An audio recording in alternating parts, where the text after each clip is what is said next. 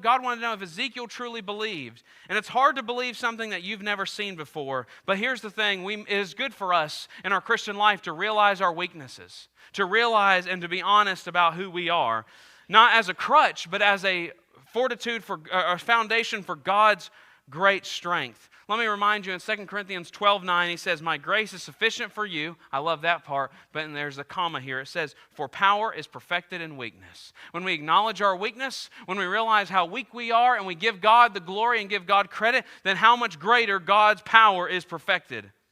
Most of the time, people assume that a calling to obey God is going to be convenient. We tend to think, well, this is my ability, this is what I can do, this is what I was meant to do. Most of the people assume a calling to obey is because it's just going to be right in our feelings. It's just going to feel right.